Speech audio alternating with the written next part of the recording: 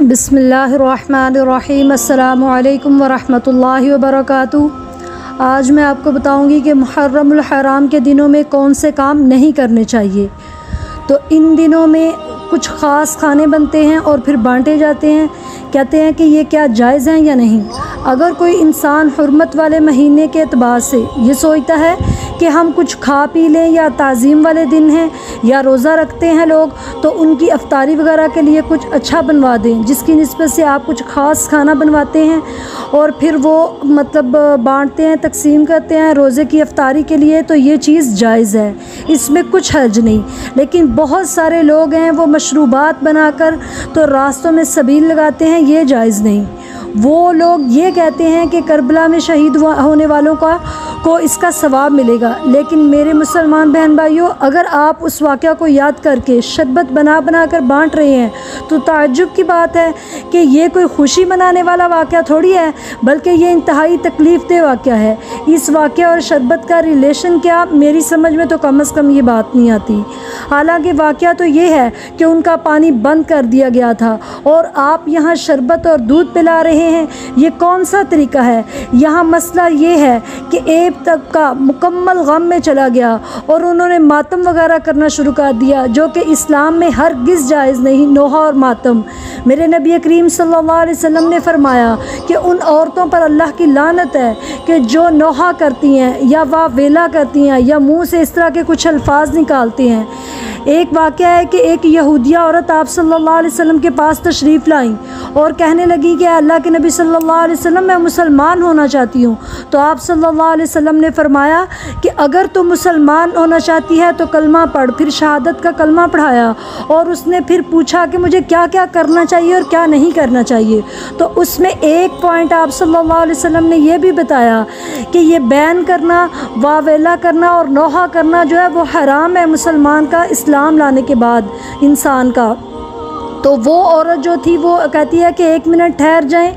वो फिर एक अपनी हमसायों की औरत के घर गई और उसे कहने लगी कि फ़लाँ मेरा फ़ौत हुआ था तो तुमने नोहा किया था, वावेला किया था, बैन किए थे, तो अब मैं क्योंकि मुसलमान हो गई हूँ तो तुम्हारी कोई भी फ़ौतगी हुई तो मैं ये अमल नहीं कर सकूँगी, क्योंकि नबी करीम सल्लल्लाहु अलैहि वसल्लम ने इस अमल को हराम करार दिया है, तो मैं ये अमल नहीं करूँगी।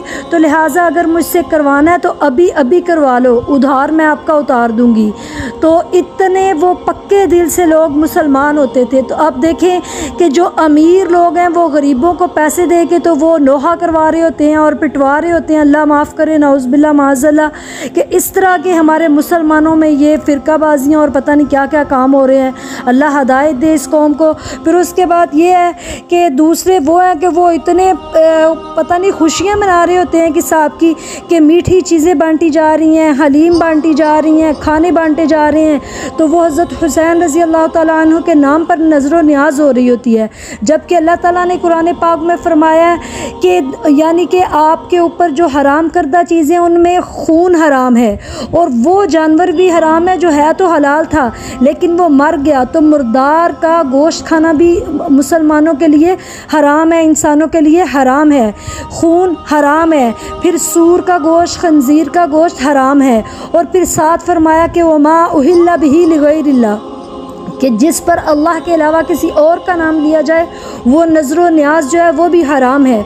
देखिए, अगर हदीसों की रूह से देखें तो सबसे ज़्यादा जो मिलती है फजीलत वो ये है कि रमज़ान के महीने की फजीलत मिलती है कि आप रोज़ादारों को ज़्यादा से ज़्यादा अफ्तारी कराएँ, सहरी कराएँ, उसका बेहद अजर है कि उसके बारे में बहुत लंबी चौड़ी हदीस हैं। लेकिन ये कहीं से भी साबित नहीं है कि मुहर्रमों के दिनों में या रबीउल अव्वल के महीने में लोग नज़र न्याज देते थे। कहीं हदीस से साबित है तो बताएं। ऐसा कोई भी अमल जो हदीस से साबित नहीं और हम उसको सवाब समझ के कर रहे हैं वो बिदअत है। तो लिहाजा ये करना भी ठीक नहीं, बल्कि क्या करना चाहिए, यहाँ हमें एतदाल से काम लेना होगा।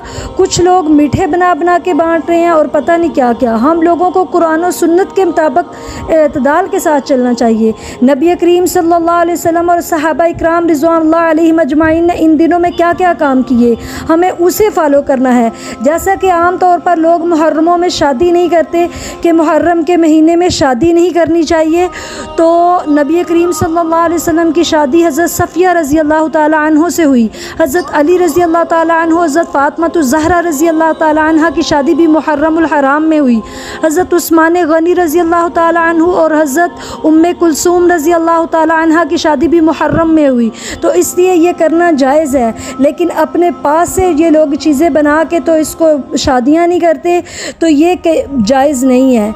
उनकी ज़िंदगी के इन दिनों का मामूल देखें और बस उस पर अमल करें, तो इंशाअल्लाह ताला आपकी दुनिया आखिरत में कामयाबी होगी। अफरात व तफरीत का शिकार हम लोग ख़ास तौर पर इन दिनों में ना बने, बल्कि अल्लाह के रसूल सल्लल्लाहु अलैहि वसल्लम के हुक्म के मुताबिक इन दिनों में रोज़े रखें। ख़ास तौर पे 10 मुहर्रमुल हराम का रोज़ा रखें, जिसकी फ़जीलत ये है कि पिछले 1 साल के गुनाह जो हैं वो माफ़ हो जाते हैं। और दूसरा ये है कि बुराइयों से बचें। ख़ास तौर पर इन दिनों में गुनाहों का जो वो अज़ाब है वो कई गुना बढ़ जाता है, तो इसलिए इनका ख़ास ख्याल रखें। अस्सलामु अलैकुम व रहमतुल्लाहि व बरकातुहू।